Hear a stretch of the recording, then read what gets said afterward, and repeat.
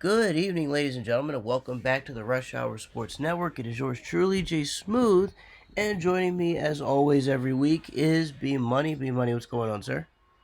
What's up, man? Great Is to, it time? Is great, it time? great. Do I need to sing the intro?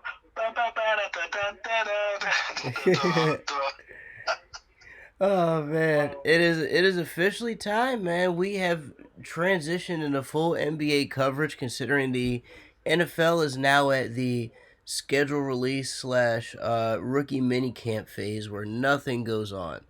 And what's going on in sports, the biggest thing going on in sports right now is in fact the NBA. And the playoffs have actually been pretty entertaining from start to finish. At least so far it has. We still have yet to get to the conference finals and the finals, but so far it's been just as entertaining as advertised. And I mean, where would you like to start, man? Would you like to start with the Western Conference, the Eastern Conference, because we're essentially going to catch you guys up to what's been happening in the beginning and essentially what's going on right now.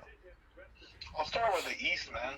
All right, let's go ahead and start with the East. And let's start with a team that was supposed to be the favorite out of the East, but they crashed in the first round. Not only did they crashed hard. They were swept 4 games to 0. I'm talking about the Brooklyn Nets. You want to talk about a team with a lot of hype and with a lot of expectations and with all the, craziness surrounding Kyrie Irving and the whole craziness surrounding, James Harden leaving town, Ben Simmons coming into town but not playing, all of the controversy surrounding them. And this seems like a fitting end to them. Unfortunately, it's unfortunate for KD though, because KD tried his best to keep everybody together, but it just didn't work in the end. And while they tried their best in the playoffs, it just seemed like from game one, KD was a man on his own out there because Kyrie was doing his most, but it was not clearly enough. They needed a third person out there, and they traded. They traded for Ben Simmons to be that, but the man didn't even play a game. They traded for a guy that didn't even play at all really this year, and Yeah, it just seemed like a disaster from the start with the Brooklyn Nets. Man, what do you think? yeah, man. I mean, it really was looking like Kevin Durant was out there playing hero ball. You know what I mean? But I mean, Absolutely. the thing is, it was also rough. Like, I mean, like you talk about, yeah, like Kevin Durant was out there playing hero ball, and it almost felt like like they weren't always in sync. You know, Kyrie went off in game one. He put up 30, 39, but then for the most part, kind of disappeared at times throughout the rest of the series on them. And I then Yeah, I agree. I agree. like after that, it was just kind of Brooklyn kind of shooting themselves in the foot. We remember also game one, Jason Tatum hits that game-winning layup, bro. Um, Yeah, that was a true dagger. It felt like that. it was a statement for Yeah, sure. that felt like it really felt like the series was kind of over and done at that point. Like when I saw that, because like the whole team was dejected after that. Like the Nets had no answer for anything, and that game-winning layup pretty much felt like a dagger. Yeah, and just not to mention also just the way Jason Tatum's been playing in these playoffs. We'll talk about it more when we get to their current series. But like, man, Boston got something, dude. They do, man. They have something, and it's one of the reasons why I actually picked them to go to the finals to represent the East, and I still believe that despite them being in a gridlock series with Milwaukee, and actually, we will get to Milwaukee in a minute, but let's go ahead to the second team that's already out, the Chicago Bulls. Now, the Bulls kind of had an interesting season. They weren't really supposed to get this far, but they did.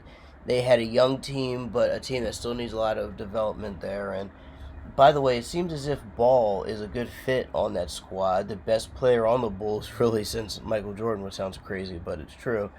Well, Uh, except for the fact that Ball didn't play in the playoffs. He was injured. yeah, that was another thing. He did not play in the playoffs, which really hurt the Bulls' chances a lot. And the Bulls only won one game in that series with Milwaukee, but I'll say this: the Bulls are an example of a team that can build off of this, and they're either going to sink or swim next year. But this was a bit of a surprise year for them. I didn't expect them to make it to the playoffs.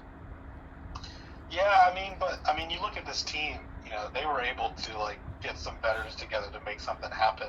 Right. Obviously, you know, they got off to a hot start. I think they were the number one seed at one point during the regular season. That's correct. But kind of injuries, you talk about Lonzo Ball and others kind of put it down, but like they really let their veterans carry this team. You talk about DeMar DeRozan, Nikola Vucevic. These are guys that are over 30 that have had their best days behind them as all-stars, but they were putting on a decent show, but just not enough to beat the defending champs. Absolutely, and like you said, man, they're gonna have to build with next year. They're gonna build for next year with what they had. They did good, especially with some of the vets that came through. But like you said, it was just too much. Considering that the Bucks are just loaded. I mean, they've already won a championship before, and the fact that Giannis has elected to stay in Milwaukee and actually, continue to build is something special. And when you look at a series like this, it really proves that. So for the Bulls, they got a ways to go, but they can consider this a step up, considering past years. Yeah.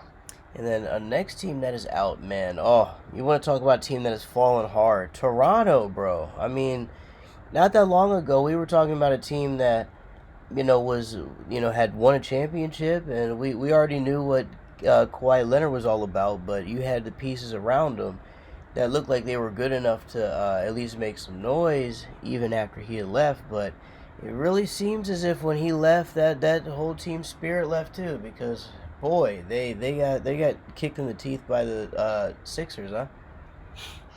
Yeah, I mean, they did lose some veterans too with Kawhi. I know, what's his face, Marc Gasol left with them. Yes. Serge Ibaka.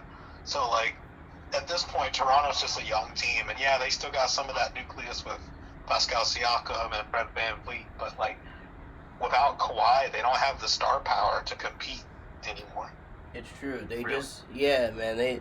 It's sad too, because at one point, they looked like a promising team that was gonna have that star power and that was gonna have the longevity. But like you said, it just didn't come to fruition for them after a while, and it's a shame too. Yeah, not to mention Kyle Lowry's gone too, because we'll talk about him in a minute. Oh yeah, that's right. He is gone now. So yeah, it's like, the team of old. They once again have to rebuild from the ground up. They did make the playoffs this year, but like the Bulls, they're gonna have to just take this for what it is, and they're gonna have to rebuild on it for next year and hope they can get further. Yeah. And you want to talk about a team that still needs some building to do. I mean, Atlanta. Atlanta just had no shot really. It's funny because Trey Young really came into his own. But what this also shows is that Atlanta is literally Trey Young and nobody else. He's on an island all on his own. It's like with some other teams. It was like KD and Brooklyn almost. No real help for Trey Young, and as a result, Miami isolated him. And once they isolated him, that was the series. They won one game. I will say this, at least, in Brooklyn, Katie's supposed to have a co-star with Kyrie and Ben Simmons. Atlanta, Trey literally has no one. I think his co-star, Right. number 2, is, what's his name, John Collins? Oh. Who I think, who was like, he's okay. He's all right. Yeah, He's probably like a third or fourth option at best, but he shouldn't be like your number 2. right. And yeah, he's got Clint Capella, but Clint Capella's not really known for his offensive ability. He's known for more of his rebounding, right? Exactly. So Yes. it's like, who else can step up from that team? You got Herter, but Herter's just a shooter. He's the person you kick out to, but he's not gonna handle the ball for you, call plays and all that. So like the Hawks just need more pieces at this point. They do. They need to build around Trey Young. They have their star, but like you said, don't get lazy because, having Kevin Herter from Maryland is nice. It's a good piece, but like you said, that can't be your fucking like third, fourth guy when your second guy is John Collins. You need to bring in some actual pieces for Trey Young to build around. So yeah, Atlanta is in the same spot. Build around the star. Once they build around the star, they'll be okay. Yeah. And now going over to the West. Hey, first team out was Minnesota. Minnesota had a good season this year, though. They had a good season. It's a shame that it ended this way, but they, Series too. yeah, Yeah, man. I mean, they only won 2 games in the series, but still, they had a good season. It was good to see Memphis. I mean, it was good to see Minnesota, show themselves as a scrappy team. But ultimately, this is another squad that's going to have to build off of what happened this year because again, they had a good season, but now it's time for them to put it together in the playoffs at that next level. Yeah. Yeah, I mean, this is the first time I think this Minnesota team that made the playoffs in a while, and Right. they got a reasonable nucleus. You talk about Karl Anthony Towns, D'Angelo Russell, Anthony Edwards. They got something there. Um, Memphis, Memphis really for me has been the surprise team of the year. I didn't expect Ja Morant to have this team, going the way they are, um, and to be the number 2 seed. I was surprised to see Memphis doing what they're doing. But yeah, again, like this was a good series when you look at it, aside from games 1 and 2 where each team blew out the other, Right. from then on, games 3 through 6, everything close. Everything down to the wire. It was a good dramatic series. I Especially. enjoyed this one for sure. Yeah, especially when you had Patrick Beverly out there jawing with everybody and trying to get people fired up on the other side.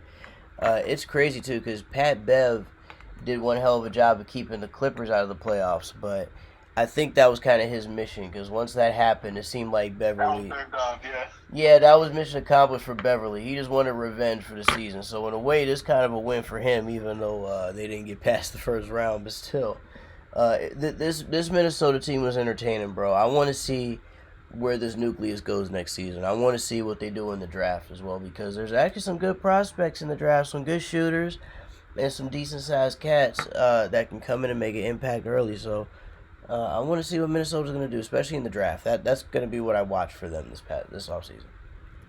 Yeah, we'll see. Absolutely. And then up next is, of course, the Denver Nuggets, who not swept. They did win 1 game, but ultimately it was not enough. I mean, hey, when you have, I believe Jokic is on the Nuggets, right? Or is it the Jazz? Yeah, if you were an MVP, That's right. they're The going to do. the now 2-time MVP Nikolai Jokic. Once again, this is and you know what, bro? This reminds me of Carmelo Anthony. Now, Carmelo Anthony was not an MVP, but Carmelo Anthony was a good enough piece for the Denver Nuggets to build around, and they never did. The Denver Nuggets now have a rare gem here in Nikolai Jokic, who is now a 2-time league MVP, and it seems as if they have yet to really build around him because you can't just have one MVP do everything. If that's the case, Allen Iverson would have been a champion. You know what I mean? So it's one of those things where you have your star established.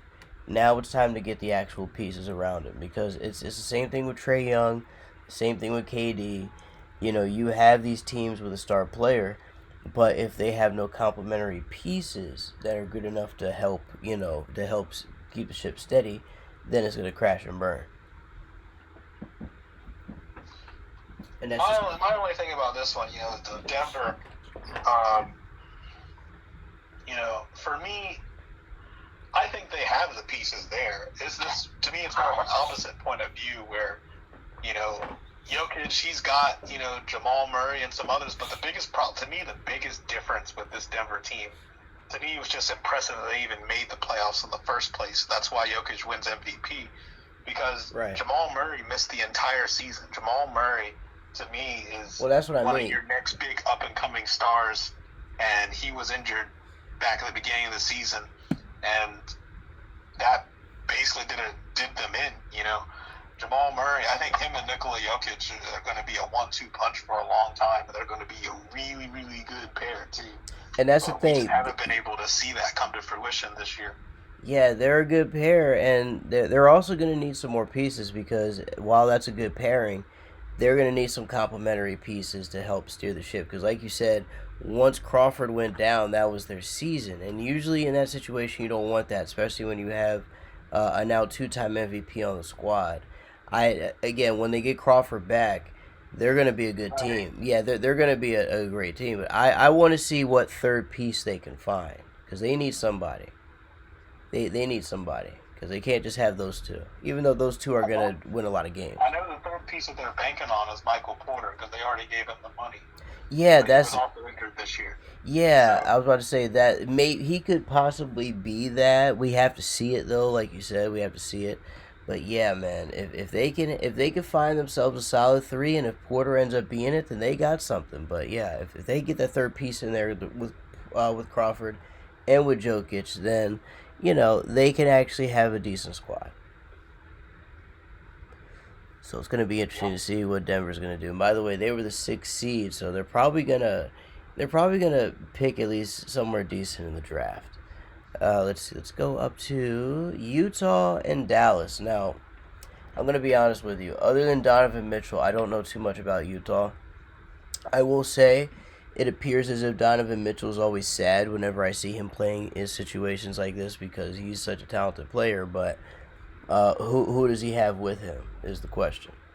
Well, the rumors is that Donovan might be traded this offseason. So And that would be the best case for him because I don't believe Utah has any sort of pieces there or have any intention of building around him, which is sad because it reminds me of the Portland Trailblazers situation. You have somebody like Damian Lillard there, but you don't care to build around him. It's like, why? so I disagree. So like the way Utah, the way their situation is right now is that they think that they have built around him because you got Rudy Gobert, who's a multi-time Defensive Player of the Year, Right. and then a couple years ago they brought in Mike Conley. But the problem is that you know they set up the pieces, but Conley and Gobert just haven't been that good. Exactly. See, that's that, And and that's the it's well, more of a thing of like they've tried, they think they have, but they just failed at it. that's what I'm And well, that's what I'm or saying. at least Yeah. like I feel like in other cases like Atlanta, they just haven't tried yet. At least Utah has tried. They just failed. Well, But the yeah, they problem is, tried, but yeah, but that furthermore, when you look at this team, yeah, is that Rudy Gobert, you know, has been kind of useless. He doesn't have much of an offensive game, and exactly, even on the defensive side, the problem with Utah, is particularly this year, is that like their perimeter defense hasn't been that great. So they end up exactly, putting Rudy Gobert out on an island in the playoffs, and teams are exposing him really, really easily, and that does them a rap. And then Mike Conley just keeps choking. You look at the games in this series, and once again, similarly to that Minnesota Memphis one, you know, most of the games in this series were relatively close. And oh my God, it was so depressing just to know. So just to know how close Utah was to pushing this to a game seven in the final 30 seconds, I believe. What is it? Mike Conley has the ball. He has a clear lane to the basket and just loses the ball. Mike Conley does. right, Has a clear layup, would have tied the game, whatever. And then later on, at the last second, was it Bogdanovich has a wide open 3-pointer at the buzzer to win the game, and he misses. And it's just like, Utah was one shot away from pushing us to a game seven, but even then, Dallas seemed to have their number. Jalen Brunson, to me, was the MVP of this series. I watched the series closely. Jalen Brunson, to me, was the MVP, more so than Doncic was for Dallas, because Brunson was literally eating Rudy Gobert for lunch right, by just flashing into the paint and then just making him look silly and going around, and just his mid-range game was just too supreme. But the problem is, I talk about him going in and making Rudy Gobert silly. The problem is that he was getting into the paint so often because the perimeter defense of Utah was shit the entire series. exactly. So What was Utah's funny got is some rebuilding to do, and that may or may not include Donovan Mitchell. Well, what's funny is you and I pretty much said the same thing. You were just a lot nicer about it. I didn't give them credit because, in order for me to give credit to a team, they have to be successful. Like you said, Gobert and Connolly suck, so I don't give them credit for trying to build. They could have found some more credible pieces than that, but I guess an attempt is better than no attempt in some cases. And But I mean, I think weren't they the number one seed last year? they were, but that was mainly Regular because season success doesn't compare, but still. it doesn't, but that was mainly because Donovan Mitchell dislocated both of his shoulders carrying the team last season. You know what I mean? So, when you Yeah. have one guy carrying a whole team, I can't give credit to the pieces. Those pieces were more so there along for the ride. But yeah, Utah's got some work to do, man. They needed. By the way, Joel Embiid just got hit right in the face, right behind me. and he rolled around on the floor and took his mask off. So now we're about to watch James Harden quit in terms of possibly playing on offense, but we'll see. I hope I not, think though. that's what he had to do in game 1 and 2. We'll talk about that series in a second. Yeah, that's true. But yeah, very interesting. Joel Embiid's now being looked at. But anyways, let's see. Who was the other team? Oh, of course, Pelicans. the New Orleans Pelicans. Well, this is crazy. I didn't expect them to even make it to the playoffs. You want to talk about it? Yeah, you want to talk about a team that, like, barely got in. Like, I don't know how they got in, considering all of the stuff with Zion Williamson. Zion spent more time in the buffet lines than the practice lines, and because of that, this team was doomed because they had something. They just needed Zion on that court, and when they didn't get him on that court, it spelled their impending doom. But somehow the Pelicans got in, and they managed to win 2 games against the Suns, bro. I'm kind of surprised about this. Well, and I'll tell you why they made it this far. All right. CJ McCollum. Makes sense. Mid-season trade, they get CJ McCollum out of the Trailblazers because the Blazers realize that they ain't going nowhere this year with Damian Lillard injured, so they trade away CJ McCollum to the Pelicans. Right. And he's literally, him being a walking bucket is the reason why the Pelicans slide in past the Lakers and others to get a playoff spot. Lakers and Clippers, yeah, I forgot about that. The Clippers and both of the LA teams where you're playing teams or whatever it was, but that's hilarious. But yeah, that's wild right there, man. And I'll tell you what, it just goes to show how great this Pelicans team could be if Zion was on that floor with them. Because if they made it this far, first round of the playoffs and get 2 wins over, over the champs, then it really says that the Pelicans could actually go far when their nucleus is together. Now, I don't know if they're going to get Zion on the floor next year. I don't know if they can close up all of the Cajun places in New Orleans, but if they could do that, it'd be great. At least close it up just close it up during the season. You know what I mean? Off season's fine, but during the season, that man seems to be too tempted by it. I don't know what it is. Oh man, you gotta close up in the off season too, so you can be in shape for the season, bro. That's true. He'll blow out his ACLs if he eats too much. So that's a good point. That is a good point. Oh my goodness. So yeah, man, they need to get Zion on that court. That's what I feel like this team needs to do. I don't know how they're gonna do it, but they need to find a way to get that man on the court. And I think once they do that, they'll have some things squared for the future. And with that being said, bro, we can now get to what's going on right now. Currently, we have 4 series going on, folks. So we have the Suns, Mavericks, which are going to be played later tonight. Miami and Philly is actually on as we speak, and Miami is up 41-38. Actually, no, now it's 48-34. And then, of course, we have the Golden State Warriors and the Memphis Grizzlies, and also the Bucks and the Celtics over on the East side. So where would you like to start, my brother? I mean, we can start with the game that's going on right now. All right. We can start with the Heat and the 76ers. A good series, currently tied at 2 apiece. And so far so good. I gotta say, man, it's been nice. It's been honestly, it's been kind of a surprising series because Miami went up 2-0. And they won, 106-92, 119-103. I thought for sure they were just going to roll over Philly, but then Philly comes back with a 20-point win as well as an 8-point win as recent in Game 4 to tie it up. And right now, it looks as if, well, at least in the first half, it looks like Miami's back in control. But that's the thing about this team, bro. That's the thing about these two teams. They're going back and forth with it. So, I mean, maybe it goes to Game 6. Actually, no, it will go to Game 6. But I don't know if it's going to go to Game 7. Do you see Game 7 here? I'm thinking maybe Miami can wrap this up. If they can win tonight, I think they can wrap it up in Game 6. The only way I think it goes to Game 7 is if Philly wins. I mean, it really just depends. I mean, so far in this series, as you said, with how the games have been going, really what's been happening is that everyone's been taking care of their business at home. Right. The Heat won Games 1 and 2 because they were in Miami. Philly won Games 3 and 4 because they were in Philly. Also, Joel Embiid came back in Game 3 as well. because he missed games 1 and 2. Ah, that's Um, right. That's right. and then here we are in Game 5. Games in Miami, and so far Miami's taking care of business. Granted, Joel Embiid is back, so who knows how the second half unfolds, but if the trend goes to where it is, maybe it might end up being 7 games if the teams are taking care of business at home. But that means that Miami still comes out on top no matter what, right? That's true. That is a good point because hey, that 7th game in Miami means a lot. It's gonna mean a lot, especially if it goes like Game 7. It's gonna mean an awful lot. But And yeah, I'm interested to see, how the second half of this game unfolds. To see if Joel Embiid ends up making the difference in the second half. I mean, as of right now the score is 50-36.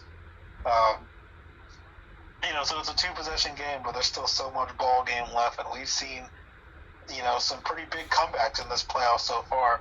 So we'll see. we absolutely have, man. It's gonna be fun to watch. I would like to see Miami move on. Just because, yeah, just me too. I mean, the more I look at this Miami team, I keep forgetting how kind of stacked they are, bro. yeah, man. It's crazy to forget because you know what? When LeBron James left, I thought for sure Eric Spoelstra was on borrowed time, but to see him still there and coach up all the remnants there of that team, and to once again lead them back to the playoffs, and you bring in people like a Jimmy Butler and Oladipo among many others, and you even bring in I think Udonis Haslam still on the team part Yeah, time, he's still around. He ain't which is getting no minutes. He ain't getting on the floor. that's true. But That he's man ain't still getting on on the the team. floor, but he's somehow still on there. It's wild, man. The Heat. It's crazy to say it because if you think about it, the Heat are the number one seed in the tournament on the East side. So it's crazy to Yeah. say that the Heat are once again back to being a normal playoff team again. They're no longer in obscurity. But yeah, no, you're right. And like the team like pulled together. You talk about Jimmy Butler, the fact that they pulled out Victor Oladipo from the depths because he was in injury hell up in Indiana, and then they bring him down, and I think he's coming off the bench here in Miami, bro, and making an impact. He is. He is actually Not to right. mention, they got Tyler Hero, who won Sixth Man of the Year this Ah, year. that's right. Bam Adebayo's came into his own as an All-Star this year. He has, man. Kyle Lowry is actually injured. He's missing Game 5, but he's played reasonably well. He's got leadership. He's been there before with Toronto. So Absolutely. And I'll tell you what, man, if I think Miami, and even though Miami versus Milwaukee would be intriguing, I personally want to see Miami and Boston because those are two loaded teams right there. They don't have the big star quality names, but what they do have is they have stacked up teams. Like you mentioned, they have the depth.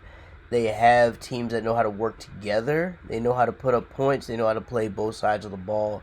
You don't see teams like this take off like a James Harden. Like James Harden puts up threes, and his fat ass will sit back and let everybody else play defense. You know what I mean? hey, he lost a lot of weight when he came to Philly, bro. You leave that man alone. I'm shocked. I thought he was gonna eat up.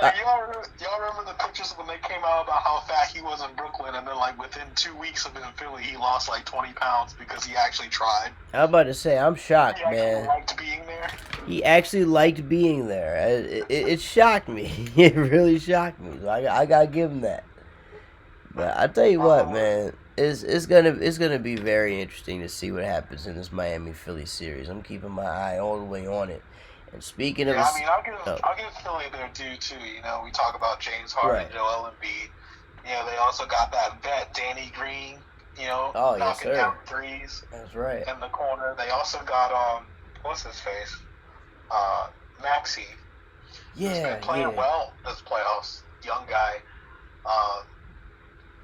And then of course Tobias Harris exists. Oh, yeah, that's right. I keep forgetting about Tobias Harris. But yeah, man. Yeah, you keep forgetting that like he's actually a really solid number 3 option.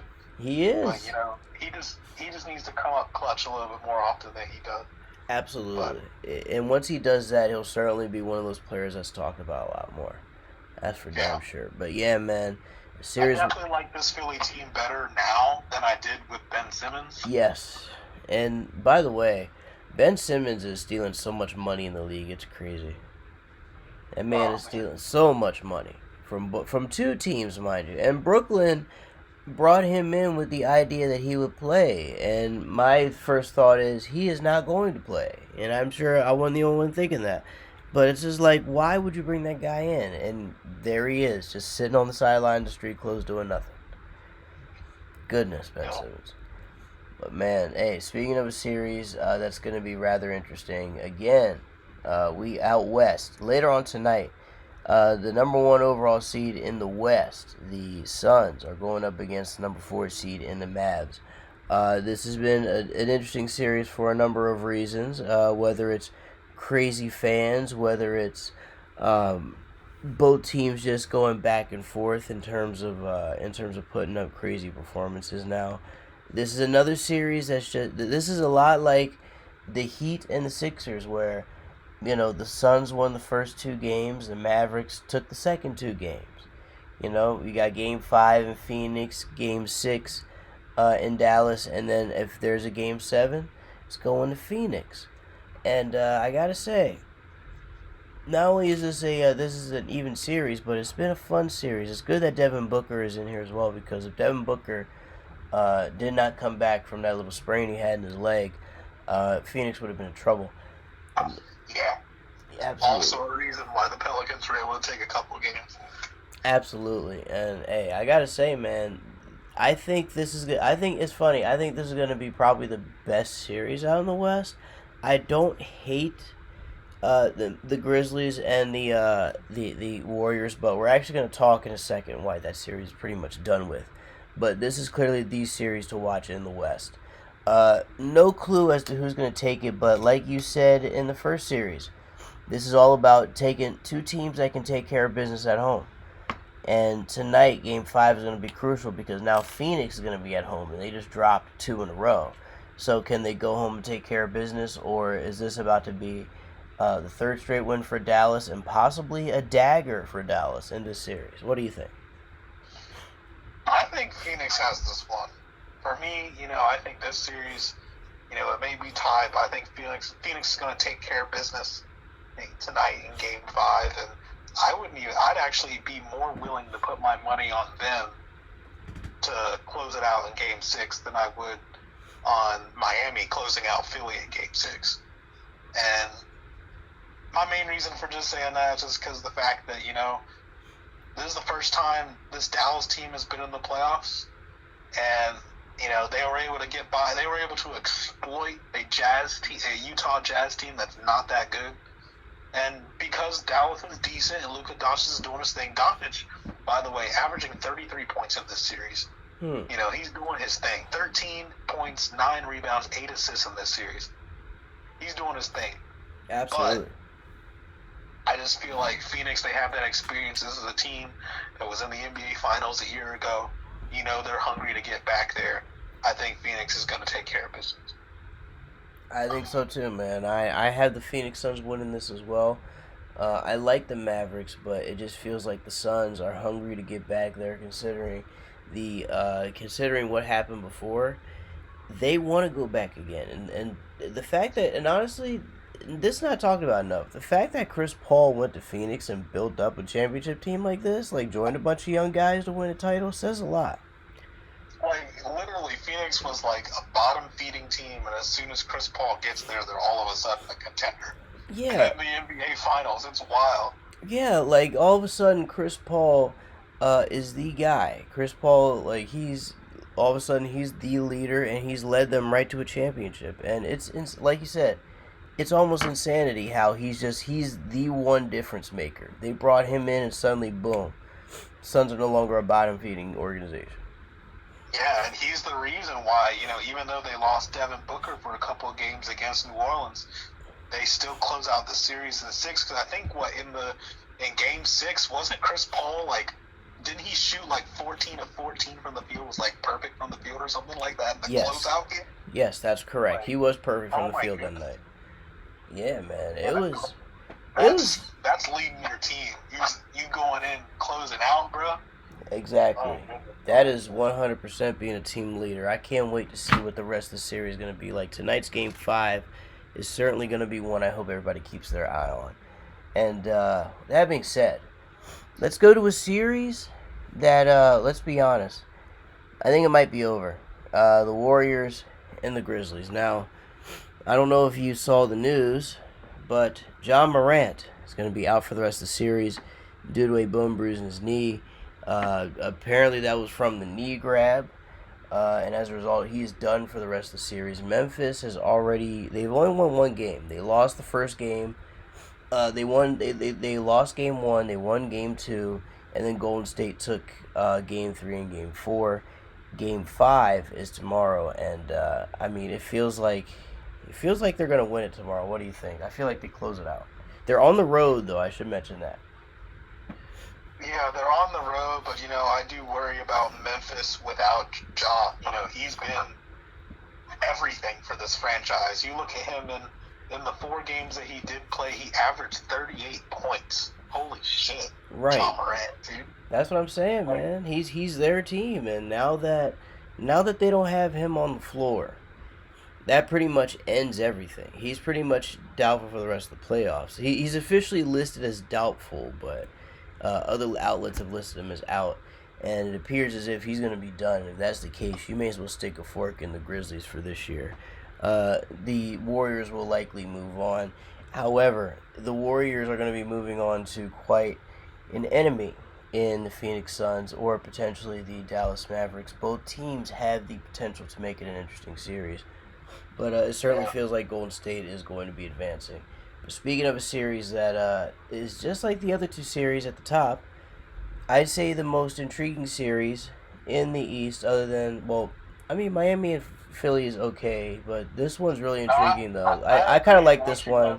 Milwaukee and Boston being the most Yeah. exciting series of this round. Like, Miami and Philly is okay in terms of the series, and, and Phoenix and Dallas is good, but this one's the most exciting.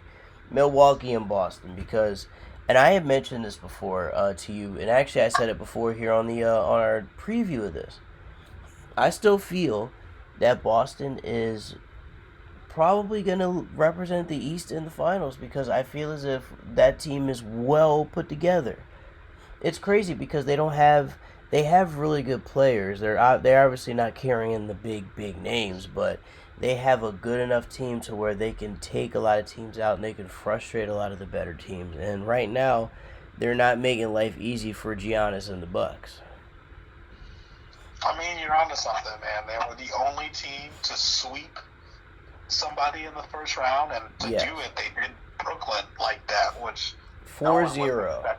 Straight up, man, yeah. And here they are taking the task Milwaukee.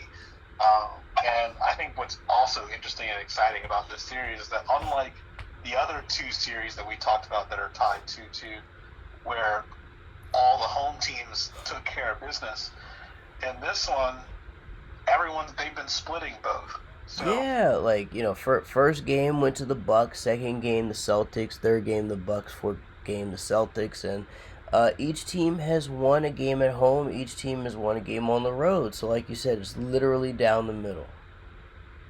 As down the middle as it gets. Who do you think's going to win this one, though? I'm still going to go with the Celtics as my pick, but I got to say this, though. Milwaukee still is a very strong team, and Giannis. Part of the Bucks falling apart last year was Giannis getting hurt. When Giannis was hurt, I think it was last year, wasn't it, or was it the year after? No, last year they won the title. Oh wait, that's right. It was the year before. But yeah, the year before when he was hurt, they pretty much imploded. When he was back healthy, they ended up winning the whole thing. So the key is Giannis is going to have to lead the way for them, and for the Celtics, it's going to be Jason Tatum. Like you had mentioned before, Jason Tatum has been playing like a madman, and it's insane to me. Like, just think about it. In the last game, Boston had to score 43 points in the fourth quarter to take Game 4. Just taking up 43, and hey, it just lets you know how much of a toss-up it's going to be on both sides. I don't really know who's going to win, like, in terms of, like, I can't nail a winner just because, like you said, down the middle, both teams win on the road and at home. Even though I'm going to pick Boston, this is going to be a toss-up series, folks. There's no guaranteed winner. Boston's at home the next game, but the Bucks could easily go in there and kick them in the face. and then the Celtics could easily come back and do the same to the Bucks in Milwaukee. Both teams are pretty much right on the edge. I will say though, the Celtics have put up a little bit more points. Rebounds, the Bucks have more, like season wise, and of course the Celtics have more assists. But I think oh the other interesting thing about this series is that the Bucks have been without Chris Middleton the entire time. yeah, that is a good point. That is a good point. So And they, he, unfortunately, at least as of now, is not expected back this series. So oh, he's Milwaukee's not just back. gonna He's have not to do expected without back. him. Oh shit. And Drew Holiday's been stepping up. He's averaging 21 points a game in this series. Um, but I think that's really going to be the question, for whoever wins the series is who, other than the stars, are going to step up. We talk about Giannis, we can talk about Jason Tatum, and even for Boston, you can talk about Jaylen Brown a little bit. Right. But let's not forget that, Boston wins Game 4 because Al Horford breaks out. Right. Of all people. Al Horford breaks out, and that's Who's right. that person that we're not talking about that's going to step up and put their team over the top? There's always Marcus Smart who could end up doing it for the Celtics, as a possibility. For the Bucks, like you said, we have to find that person. Maybe it could be maybe it's Bobby. What is his name? Bobby Portis. Yeah. Maybe it could be Bobby Portis, but it's Bobby Portis. We haven't really seen that man step up yet. So, like you said, it's all about who is going to be the one to put the series on their shoulders and carry them forward. Because whoever comes out of this series, they're gonna have to go into a series potentially with a dangerous Miami team, or let's say Philly steals it. Philly's gonna be feeling red hot if they take out Miami. Like that's gonna be a huge upset if that potentially happens. So they're gonna have potentially a 6-7 game series ahead of them with whoever wins the Miami and Philly series. It's gonna be a lot of fun. Yeah, I'm excited to see the rest of these series and this playoffs pan out. Absolutely, absolutely, man. Oh wait, well, what else were you gonna say? Well, I guess we went through all of them, so the only other things left is kind of our predictions. You predict Boston. Yeah, so coming out. I'm gonna yeah, so I'll pick Boston over. So my predictions for the 4 series, I'll go Boston over Milwaukee to win that series. I'll take Miami to beat Philly in their series. I'll take the Suns, take out the Mavericks, and then I will pick, of course, the Warriors to beat Memphis. I think that's pretty much signed, sealed, and delivered. At least tomorrow night it will be. But B Money, who do you have for these next 4 series? I think our picks are the same, to be honest.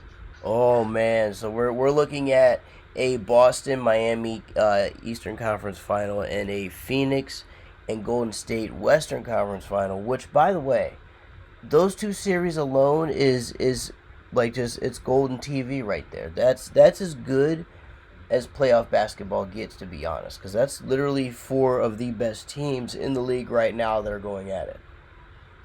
Yeah, and Miami, Boston, that just brings us back, what is this, 2011? Yeah, when man. We had the big threes on each side with the Celtics of the Kevin Garnett, Paul Pierce, Ray Allen era, and the Heat with LeBron, Bosh, and Wade. Haven't seen anything like that. Can you believe it? It's already been 11 years since that. It's so crazy. 11 years to the day since that. Like you said, Miami has a chance to be back. Boston has a chance to be back. Boston hasn't really been in this spot since their big 3. Ray Allen. Well, the original big 3, Ray Allen, Kevin Garnett, and Paul Pierce. Was it Paul Pierce? Yep. Yeah, so they haven't been in this spot since their original big 3. Phoenix, of course, is a team on the rise.